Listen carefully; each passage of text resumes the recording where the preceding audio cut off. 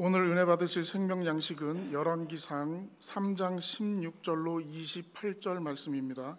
열왕기상 3장 16절로 28절 말씀입니다. 구약 성경 515페이지입니다.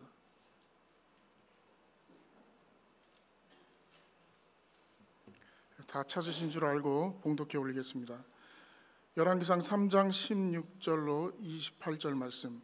때에 창기 두 계집이 왕에게 와서 그 앞에 서며 한 계집은 말하되 내 주여 나와 이 계집이 한 집에서 사는데 내가 저와 함께 집에 있으며 아이를 낳았더니 나의 해산한 지 3일에 이 계집도 해산하고 우리가 함께 있었고 우리 둘 외에는 집에 다른 사람이 없었나이다.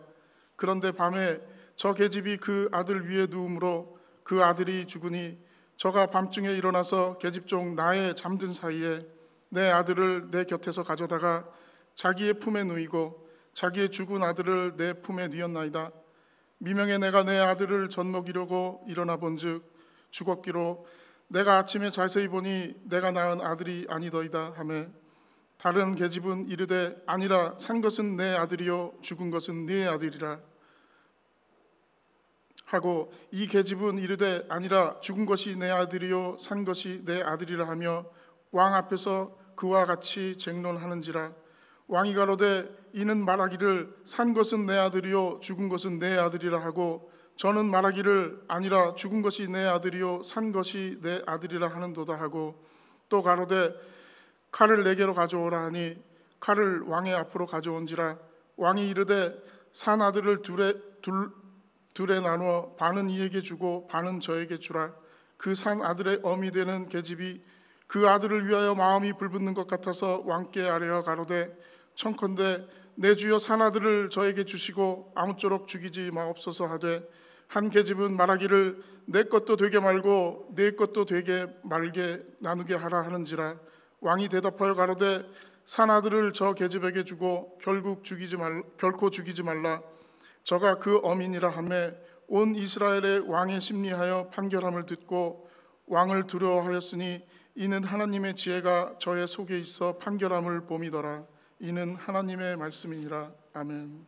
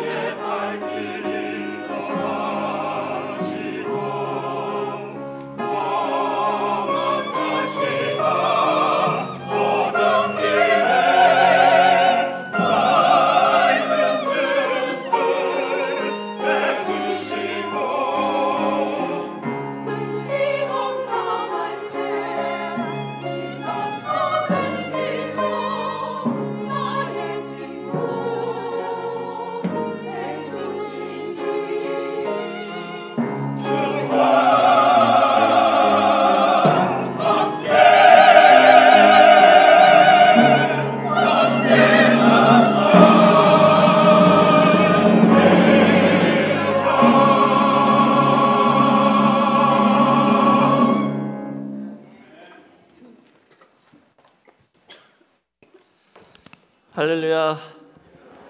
네, 우리 호산나 성가대의 아름다운 찬양 그리고 웅장한 찬양 감사드립니다.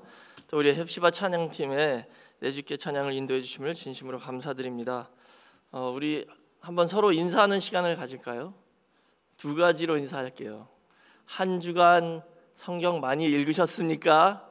하고요. 그 다음에는 한 주간 평안하셨습니까? 이렇게 한번 서로 인사하도록 하겠습니다.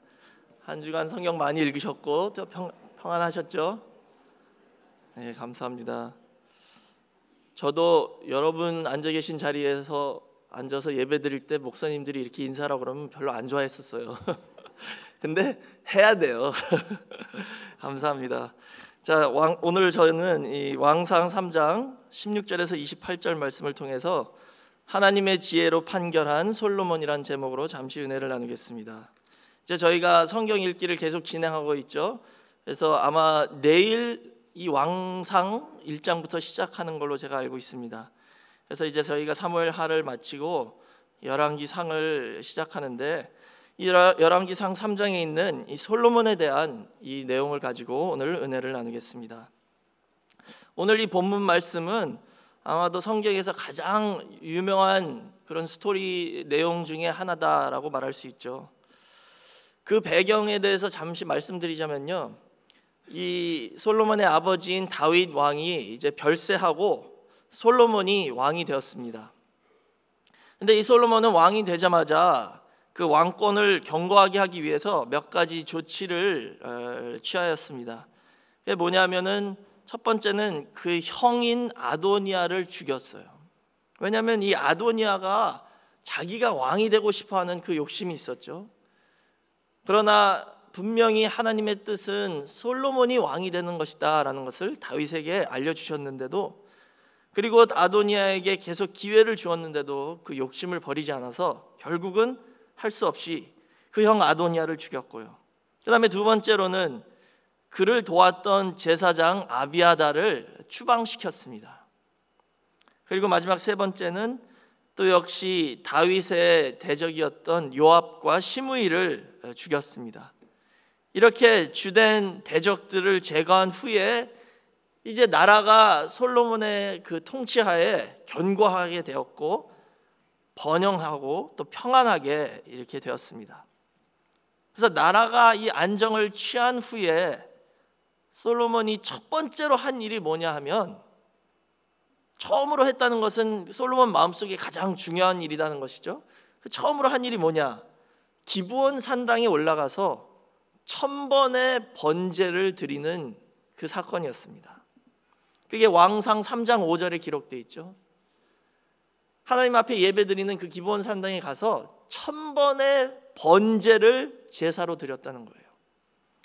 저희는 이 얘기를 많이 들어서 그냥 1000번의 제사 드렸다 이렇게 생각하시죠. 이 제사가 그냥 뭐 옛날 불교에서 절하는 것처럼 드리는 제사가 아니에요. 이 번제라는 것은요, 짐승을 가져와서 제사장 앞에서 목을 따죠. 제사 드리는 사람이 하는 거예요. 그럼 그 제사장이 그 피를 받습니다. 그 다음에 그 제사 드리는 사람이 그 껍질을 벗겨야 돼요. 그 짐승의 껍질을 다 벗깁니다. 그게 쉽지 않죠. 얼마나 어렵습니까? 그 다음에 내장을 다 빼내요. 그리고 6토막을 냅니다. 네 다리, 그 다음에 몸통, 그리고 머리. 그래가지고 그것을 씻어서 번제단 위에다가 불로 태워서 하나님 앞에 제사를 바치는 거예요.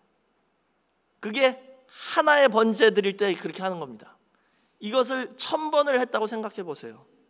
얼마나 힘들고 얼마나 많은 시간이 들어가고 또 얼마나 많은 정성이 들어가야 되는지 저희가 상상해 볼 수 있죠. 그런 1000번의 제사를 드렸더니 그 후에 하나님께서 솔로몬에게 꿈에 나타나셨죠. 그 꿈에 나타나셔서 내가 너에게 무엇을 줄꼬? 라고 물으셨습니다. 그때 솔로몬은 하나님 앞에 겸손하게 자기 자신을 출입할 줄도 모르는 작은 아이라고 자기 자신을 부르면서, 그런데 지금 하나님께서는 솔로몬을 이 큰 이스라엘이라는 나라, 그 백성을 셀 수도 없이 많은 그 백성을 다스리는 왕으로 세워주셨다는 거예요. 근데 지금 솔로몬 자기 자신을 작은 아이라고 하면서 제가 이 백성을 어떻게 다스리며 재판할 수 있겠습니까? 그래서 하나님에게 구한 것은 이 백성을 재판할 수 있는 지혜로운 마음을 솔로몬이 구했어요. 성경을 보시면 솔로몬은 자기를 위하여 장수죠. 수도 구하지 않고, 자기를 위하여 부도 구하지 않고, 자기를 위하여 원수의 생명을 멸하기를 구하지도 않고, 오직 선과 악을 분별하는, 선악을 분별하는 지혜를 하나님께 구했습니다. 그랬더니 하나님께서 너무 기뻐하신 거예요. 그 왕상 3장 10절에 나와 있죠. 솔로몬이 이것을 구하매 그 말씀이 주의 마음에 맞으니라 라고 나와 있어요. 이 시점까지도요, 아직 솔로몬은 하나님 마음에 딱 맞는 그런 삶을 살고 있었습니다. 그 아버지 다윗같이 하나님 마음에 딱 맞는 그런 기도를 한 것이죠. 그래서 하나님께서는 너무 기쁘셔서 솔로몬에게 그 솔로몬이 구한 전무후무한 지혜, 전무후무한 총명을 하나님께서 주셨다라고 기록하고 있죠. 솔로몬 이전에나 그 이후에도 이렇게 큰 지혜와 총명을 가진 사람이 없었다고 기록하고 있어요. 그런데 그것만 주신 것이 아니라 구하지 않은 부귀와 영화까지도 하나님께서 겸해서 주셨다라고 왕상 3장 12절에서 13절에 기록하고 있어요. 솔로몬은 지금 하나님께로부터 전무후무한 지혜와 총명과 또 부귀 영화까지 다 받는 엄청난 축복을 받았습니다. 그런 후에 바로 다음에 등장하는 것이 오늘 본문의 내용이죠. 그래서 이 오늘 본문의 내용은 솔로몬에게 꿈에서 말씀하신 그 하나님의 말씀이 과연 이루어졌는지 안 이루어졌는지 그것을 밝히는 내용입니다. 솔로몬이 진짜 이런 지혜와 총명을 받았냐, 이것을 보여주는 것이죠. 이 내용 다 아시잖아요. 우리 주일학교부터 여러 번 들은 이야기입니다. 두 여인이 있었는데 한 집에 같이 살았죠. 한 여인이 먼저 아이를 낳고 3일 후에 또 한 여인이 아이를 낳습니다. 근데 자다가 한 여인이 누워서 그 아이를 어떻게 죽게 되었죠? 그러니까 그걸 보고 죽은 아이를 저 옆 여인의 아이와 바꿨습니다. 몰래 바꿨어요. 그 아침 일어나 봤더니 아이가 죽었잖아요. 근데 자세히 보니까 내 아들이 아니야. 저 옆에 있는 여자가 바꾼 겁니다. 그래서 다시 내 아들을 돌려달라 그랬더니 돌려주지 않죠. 그래서 두 여인이 솔로몬 왕에게 와서 판결을 내려달라라고 요구한 것입니다. 솔로몬은 그 내용을 다 듣고 뭐라고 그래요? 참 재밌죠. 칼을 가져오라고 합니다. 칼을 가져와서 이 산 아이를 반으로 딱 나눠서 반씩 주라.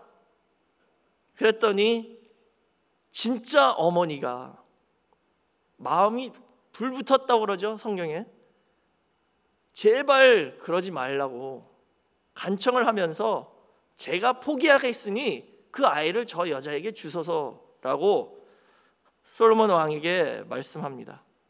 그러나 그 반면에 다른 여자는 그래, 너도 갖지도 말고 나도 갖지 말자, 반으로 나눕시다 라고 말하죠.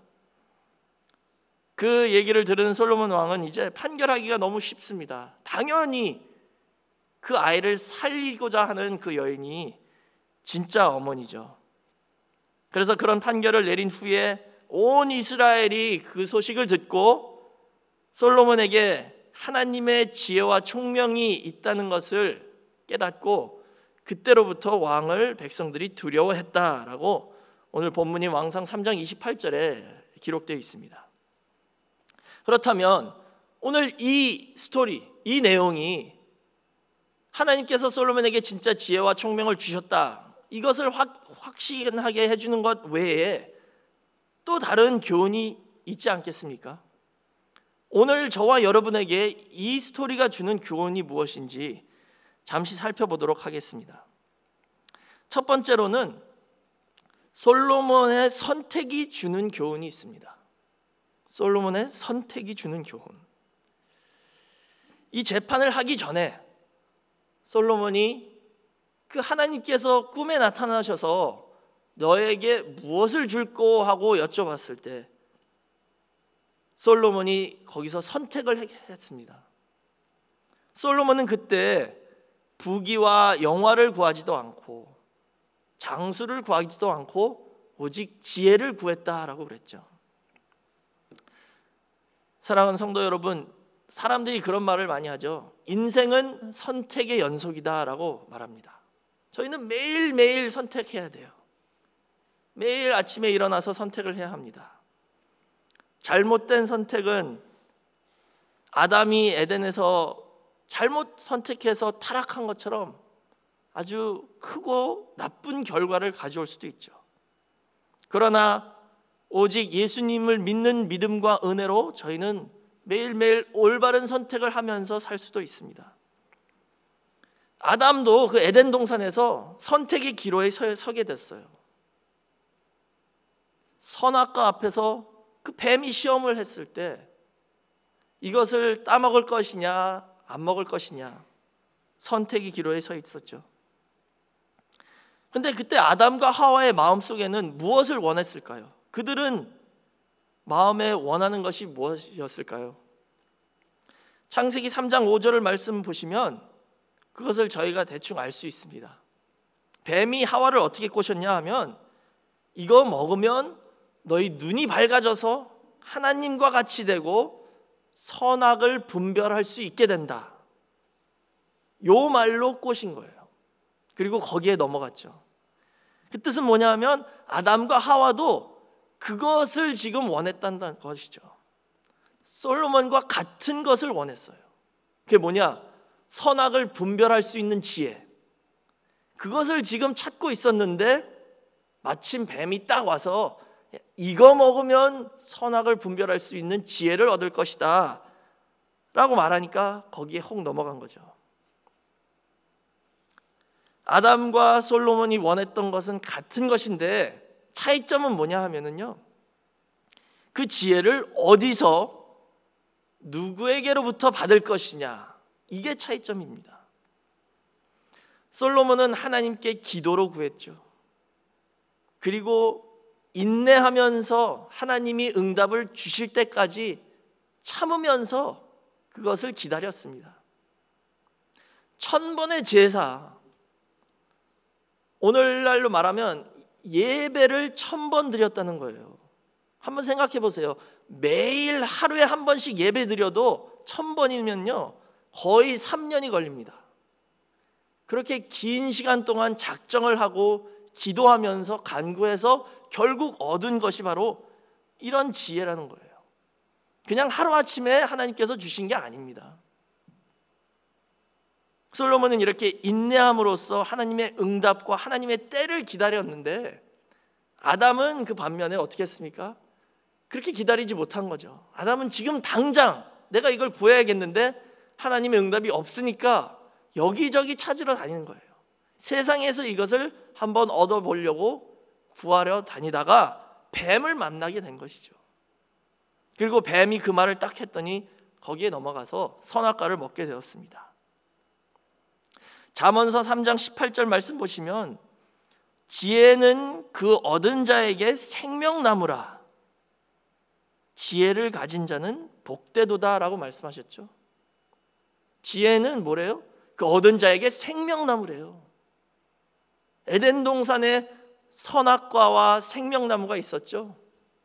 근데 지금 잠언서에서는 그 생명나무를 지혜로 비유하고 있습니다. 그러나 창세기 3장 6절 보시면 그 반면에 선악과는 어땠습니까? 아담과 하와가 그 선악과를 봤더니 먹음직스럽고 보암직스럽고 지혜롭게 할 만큼 탐스러웠다라고 나와 있죠. 그 선악과도 지혜롭게 할 만큼 탐스러웠어요. 보기에는. 그러나 그 결과를 봤을 때 그것은 하나님께서 주시는 지혜가 아니었고 그것은 바로 거짓 지혜였고 이 세상의 지혜였습니다. 그래서 저희는 솔로몬 같이 하나님께서 하늘에서 내려오는 하나님의 지혜를 주실 때까지 기도와 예배로 충성하면서 인내하고 그 때를 기다리는 그런 믿음을 가져야 된다는 것이죠. 그랬을 때에 그 지혜와 총명만이 아니라 거기에 부귀와 영화까지도 겸해 받는 저와 여러분 모두가 되시길 주의 이름으로 축원하겠습니다. 이 세상에는 거짓 지혜가 너무 많습니다. 우리 눈에 보기에는 이게 지혜다라고 생각할 수도 있을 만큼 보기에는 지혜롭게 보이지만 그렇지 않죠.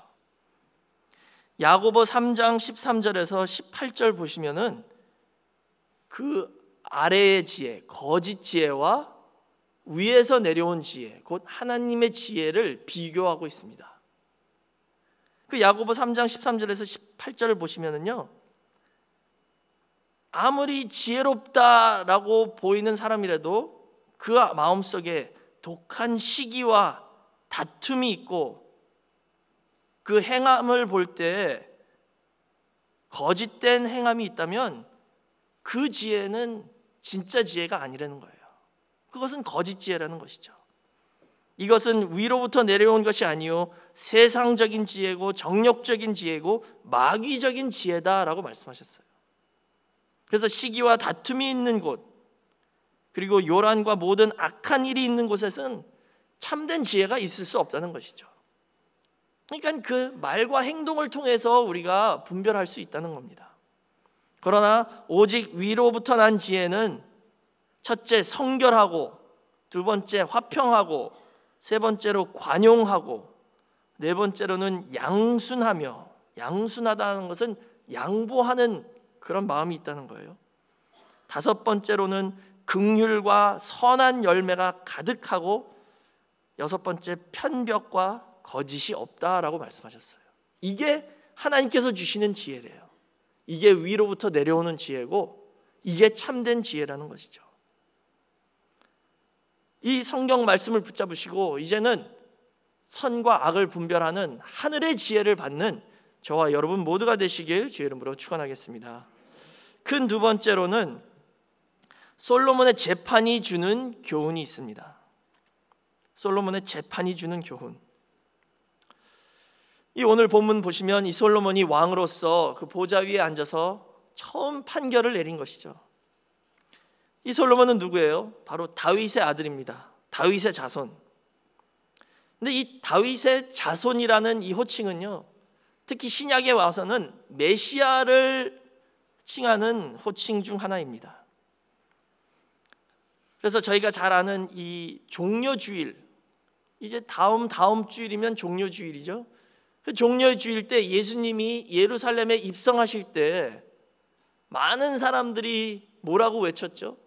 예수님에게 호산나 다윗의 자손이여 라고 외쳤어요. 그게 마태복음 21장 9절에 나와 있습니다. 호산나 다윗의 자손이여. 이 호산나라는 뜻은 저희를 구원하소서라는 뜻이죠. 그리고 그 예수님을 다윗의 자손으로 불렀다는 것은 지금 그 사람들이 예수님이 오실 메시아 그리스도라는 것을 고백하는 내용이 되겠습니다. 다윗의 자손은 바로 오실 메시아의 이름이죠. 근데 지금 이 솔로몬이 다윗의 자손이잖아요. 그 뜻은 뭐냐? 이 솔로몬은 앞으로 오실 예수님의 예표라는 것이죠. 그림자입니다. 더 나아가서 솔로몬 안에 하나님의 지혜가 있었다라고 오늘 왕상 3장 28절에 말씀하셨죠. 그 하나님의 지혜는 바로 예수 그리스도의 지혜를 예표하는 것입니다. 고린도전서 1장 24절 보시면 그리스도는 하나님의 능력이요 하나님의 지혜니라 그랬어요. 예수님이 하나님의 지혜 자체래요. 그 뜻은 뭐냐? 지금 솔로몬이 보좌에 앉아서 하나님의 지혜를 가지고 이 두 여인을 재판을 그리고 판결을 내린 것은 뭐냐? 그 하나님의 지혜가 예수님이라고 그랬잖아요. 그 뜻은 솔로몬 안에 지금 예수님이 계셨다는 뜻입니다. 솔로몬과 함께 예수님이 계셔서 그 지혜가 솔로몬에게 이런 지혜로운 판결을 내리게 해주셨다는 뜻이죠. 그렇기 때문에 오늘 본문의 이 내용은, 이 솔로몬의 재판은 마지막 날에, 종말에 주님이 다시 오셨을 때 모든 사람을 심판하실 그 최후의 심판을 보여주는 그런 그림자가 되겠습니다. 다시 말하자면 이 본문은 최후 심판의 성격을 보여준다는 것이죠. 그렇다면 이 종말에 있을 심판에 대해서 저희가 몇 가지를 알아야겠죠. 첫 번째로는 심판은 반드시 있다는 것을 저희가 먼저 알아야겠습니다. 반드시 심판이 있습니다. 심판이 있을까 말까가 아니에요. 모든 사람은 하나님의 심판대 앞에 서야 합니다. 근데 그 심판대 앞에 서는 길이 두 가지 길이 있죠. 첫 번째는 개인이 죽은 후에 심판대 앞에 섭니다.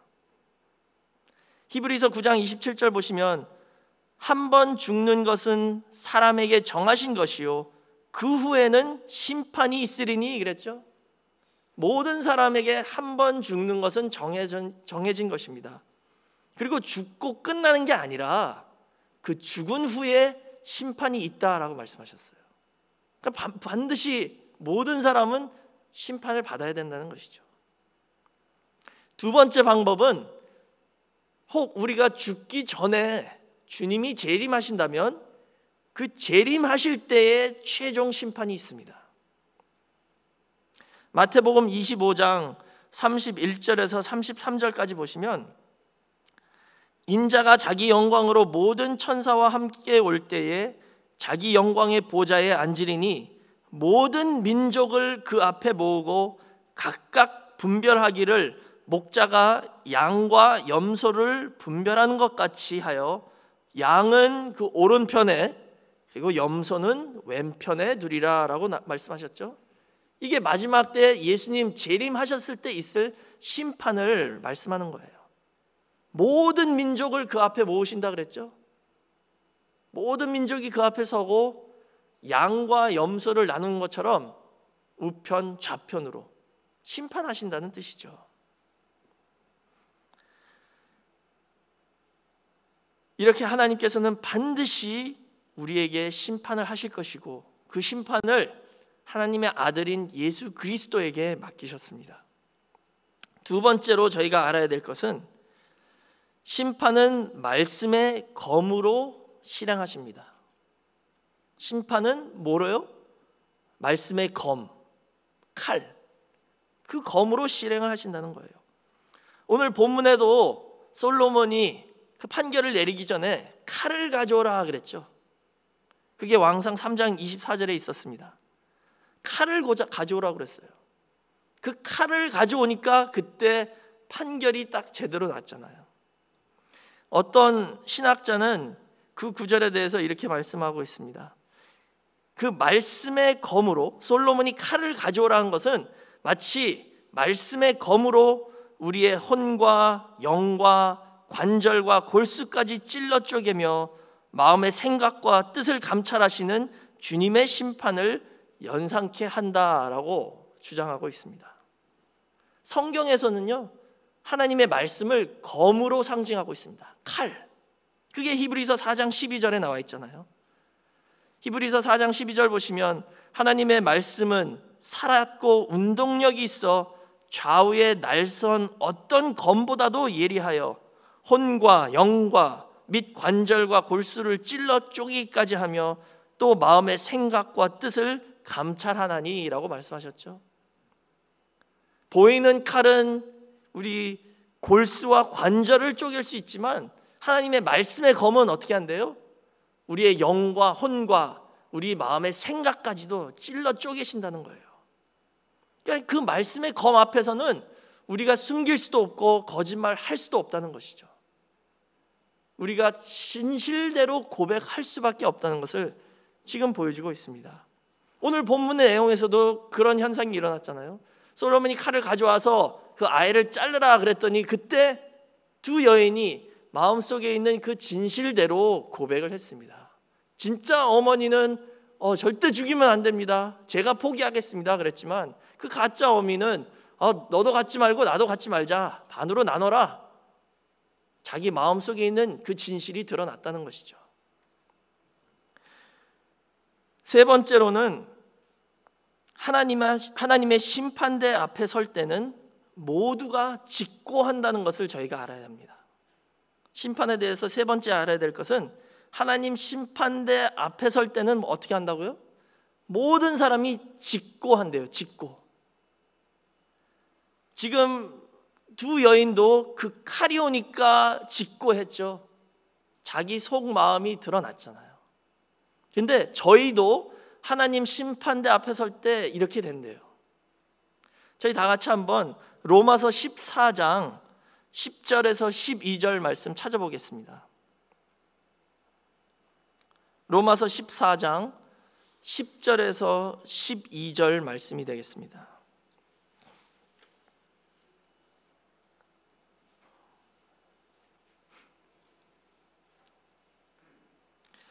로마서 14장 10절에서 12절 말씀 보시면 이렇게 말씀하고 있죠. 네가 어찌하여 네 형제를 판단하느뇨? 어찌하여 네 형제를 업신여기느뇨? 우리가 다 하나님의 심판대 앞에 서리라. 기록되었을 때 주께서 가라사대 내가 살았노니 모든 무릎이 내게 꿇을 것이요 모든 혀가 하나님께 자백하리라 하였느니라. 이러므로 우리 각인이 자기 일을 하나님께 직고하리라 그랬죠. 각인이 어떻게 한대요? 다 하나님께 직고한대요. 모든 혀가 하나님 심판대 앞에 서면 자백하고 직고한다는 것이죠. 그러니까 원로 목사님이 그 말씀 자주 하시잖아요. 하나님이 심판하실 때 너 살면서 죄 몇 개 졌니? 뭐 했니? 이렇게 묻지 않으신대요. 그냥 그 앞에 서면 그 말씀의 검과 그 위험을 볼 때 너무 두려워서 다 숨기지 않고 거짓말하지 못하고 술술술 다 스스로 직고한다는 것이죠. 지금 그게 로마서 14장 10절에서 12절 말씀의 내용입니다. 우리는 그 앞에서 숨길 수 없습니다. 하나님의 심판대 앞에 설 날이 다 올 것이고, 그날에는 모두가 다 자기가 알고 지은 죄 모르고 지은 죄, 아무도 모르고 숨겨있는 죄까지도 다 하나님 앞에 직고합니다. 근데 하나님 앞에 단둘이 서서 하는 게 아니라 모든 천군 천사와 아담부터 세상 종말까지 살았던 모든 사람들 앞에서 마치 벌거벗은 것처럼 다 직고하는 그 날이 온다는 겁니다. 그렇기 때문에 저희는 그 날을 위해서 준비하고 대비해야 된다는 것이에요. 우리 모두가 다 그 하나님 심판대 앞에 설 날이 올 것인데, 어떻게 하면 저희가 그 날을 위해서 준비할 수 있습니까? 그것은 너무나도 간단합니다. 하나님의 심판의 그 날에 모든 사람과 하나님 앞에서 또 천군 천사 앞에서 직고하지 않으려면 지금 살아있는 동안 매일매일 하나님에게 회개하는 기도로 직고를 하셔야 되는 거예요. 예수를 믿는 믿음으로 매일매일 회개하셔야 되는 겁니다. 근데 지금은요, 예수님과 나와 단둘이만의 그 기도입니다. 아무도 알 필요가 없어요. 저희가 뭐 카톨릭처럼 고해성사 하는 것도 아니에요. 예수 이름으로 기도만 하시면 됩니다. 하나님, 오늘 저 이렇게 부끄러운 죄 졌습니다. 용서해 주세요.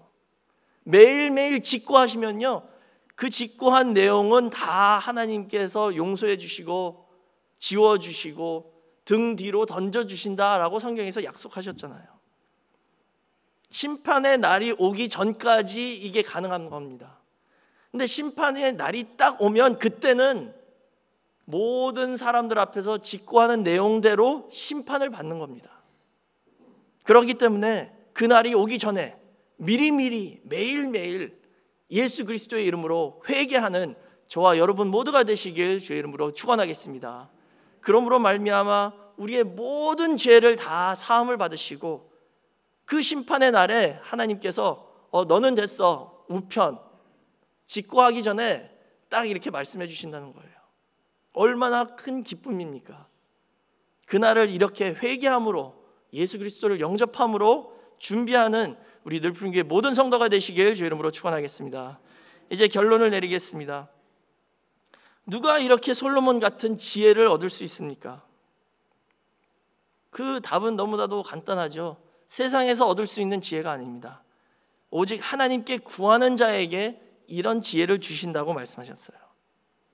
그러나 그 지혜를 내 사리 사욕을 위해서 구하는 것이 아니라 먼저 그 나라와 그 의를 위하여 구하는 자에게 하나님께서 지혜와 총명과 또 부귀와 영화까지 주신다고 말씀하셨습니다. 솔로몬은 그 백성들을, 하나님의 백성을 다스리고 재판하기 위해서 이 지혜를 구했잖아요. 그런 것처럼 저희도 먼저 그 나라와 그 의를 위해서 하나님의 일을 하기 위하여 지혜를 구할 때 솔로몬 같이 지혜와 총명을 주셔서 매일매일 선악을 분별하고 하나님 아버지 앞에 온전한 회개를 통하여 주님과 동행하는 삶을 사는 저와 여러분이 다 되시길 주의 이름으로 축원하겠습니다. 솔로몬은 그 지혜를 구했더니 지혜만 받은 게 아니라 부귀 영화도 받았죠. 그 뜻은 뭐냐면요, 선악과를 구하지 않고 생명나무를 먼저 구하면, 그 생명나무를 먼저 먹으면 생명나무와 선악과까지 다 먹을 수 있다는 것을 지금 가르쳐주고 있습니다. 여기 중요한 건 뭐냐면 순서예요. 순서가 중요한 겁니다. 먼저 선악과를 따먹으면 생명나무 절대 먹을 수 없습니다. 그러나 그 선악과의 시험을 이기면 생명나무를 먹을 수 있는 권세를 주시고 그 생명나무를 먹은 자에게는 모든 것을 다 더해 주신다라고 분명히 말씀하고 있습니다. 이제 먼저 그 나라와 그 의를 구하는, 먼저 생명나무를 구하는 저와 여러분이 되셔서 그 위에 모든 것을 다 더해 주시는 축복까지 받는 우리 늘푸른교회 모든 성도가 되시길 주의 이름으로 축원하겠습니다. 기도하겠습니다. 사랑이 많으신 아버지 하나님, 감사합니다. 은혜로서 오늘 저희를 하나님의 전으로 인도하여 주시고 주신 말씀을 통하여 어떻게 하면 생명나무를 온전히 취할 수 있고 그 위에 저희가 구하지 않은 것까지도 다 하나님께서 더해 주시는 축복을 받을 수 있는지 말씀을 통해서 깨달을 수 있게 허락해 주심을 진심으로 감사드립니다. 아담같이 인내하지 못하고 내가 먼저 그 지혜를 취하려고 하는 것이 아니라 솔로몬같이 충실히 기도와 예배 생활을 통하여 인내함으로 하나님의 때를 기다려서 하늘의 지혜를 받고 또 부귀와 영화까지도 받는 우리 늘푸른교회 모든 성도가 될 수 있도록 인도하여 주시옵소서. 하나님 아버지, 저희가 이 세상에서 살 때에 지혜가 부족할 때가 많습니다. 말씀을 붙잡고 나갈 때 예수님이 함께하여 주셔서 저희의 지혜가 되어 주시고 올바른 길로 인도하여 주심으로 매일매일 올바른 선택을 하는 우리 성도님들 될 수 있도록 인도하여 주시옵소서. 더 나아가 우리 늘푸른 교회도 아버지께서 친히 인도하여 주셔서 매일 부응할 수 있게 허락하여 주시고 어떤 남 문제도 다 해결할 수 있는 지혜를 받아서 승리하는 교회가 될 수 있게 허락하여 주시옵소서. 우리 가정과 권속과 자녀들에게도 이 지혜와 총명을 더해 주셔서 이 세상에서 머리가 되는 축복을 허락하여 주시고 매일매일 승리하는 역사만 있게 허락하여 주시옵소서. 모든 것을 감사드리며 예수님의 이름으로 기도드렸사옵나이다. 아멘. 하나님께 영광 돌리겠습니다.